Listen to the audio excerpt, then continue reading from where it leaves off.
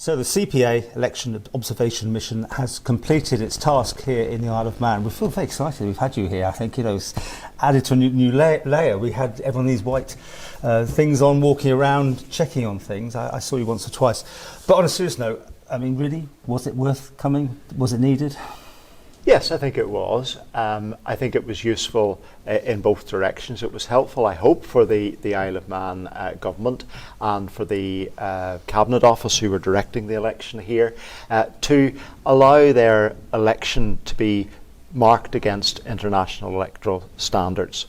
And while there were no glaring omissions in the electoral process, there were a few small issues which we will raise in our detailed report, which will come back to the island in November.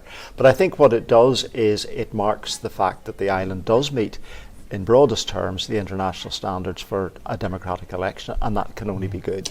Broadest terms, but not 100% happy.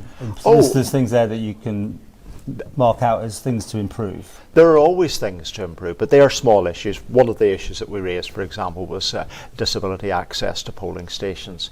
Not all of the polling stations, in fact I think nearly half of the polling stations that we visited on election day didn't have free access for people with disabilities coming to them. It meant that a ramp would have had to be deployed to get up or down steps, and that puts a barrier between the person with a disability and their ability to go in and vote. It's better that everybody has equal access to a building. So there was a plan B, no one actually couldn't vote because they couldn't get in then? No, everybody who needed to vote, wanted to vote, had the ability to do that. But it just, from my point of view, separates people out, and I think that that's unfair. We should have a level playing field. So there people went in, I mean, I did my vote, and I was staggered that I'm still using a pencil. Things like that to me seem amazing, don't you think? A pen on the pencil because you can rub it out, or there could be some fraud. I mean, you have to be very devious to go down that route. But you know I think you would have to be, yeah. To the best of my knowledge, pencils are what are deployed throughout the UK, tied to a piece of string so people don't nick them. Yeah, I think that's the situation, yes. But I suppose pens can smudge that. Look. But I mean, we had South Douglas trying out a new thing that you could vote in any of the polling stations. That seems to have been successful because I think, if I'm right, the numbers are up slightly in Douglas. Well, my colleagues indicate that it was successful. Technically, it worked very well. So I think that that's something which can be built on going into the future. And it allowed people to go to any polling station within that constituency. And it may very well be at the next step we'll be able to allow people to go to any polling station on the island and vote for their constituency. That may very well be the next step forward. Because do you take into account in your sort of report about the numbers falling away? I mean, we haven't had a massive turnout, hardly 50% in most places. Does that come into your area, or are you purely just on the mechanics of making sure it's fair? In one sense, we're not concerned about turnout from a political perspective, but we are concerned that turnout is encouraged through the election being notified to people, by people being encouraged to use their democratic right to vote, and that all goes back to things like accessibility to polling stations and innovative things like the ability to vote in a variety of different ways in different places. There are further steps that could be taken in relation to electronic voting. People will have a wide range of views about that, but at the end of the day, the issue over turnout for us is not about the politics of turnout, although that's a matter of interest for politicians. The interest about turnout for us is ensuring that everybody knows there's an election and is encouraged to use their franchise.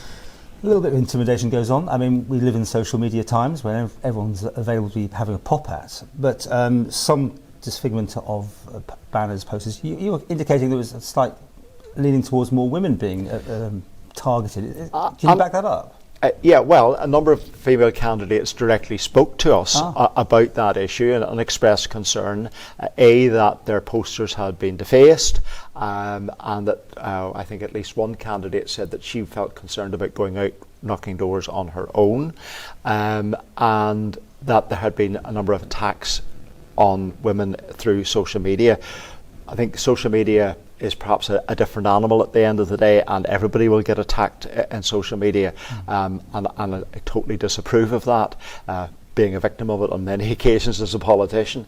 But I think the reality was whatever was going on didn't work, because we've seen a massive increase in the number of female candidates elected to Tynwald and that, or to the House of Keys, and that can only be a positive. Were you aware of that letter that was sent to everybody standing, the anti-vaxxing sort of brigade, that the sort of you'll all be responsible for your actions sort of thing? Does that count as intimidation? Did you see it in?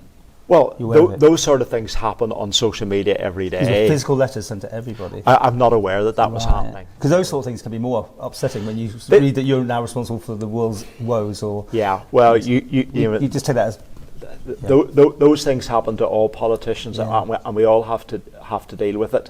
There are good things in social media, and there's some terribly bad things in social media. So, how many of you were here in the end? It cost us what, £40,000 for your time. You done your report. This will just be filed into some. I'm not to put you down completely, but at the end of the day, it's all right, basically, right? We'll see you in 5 years' time.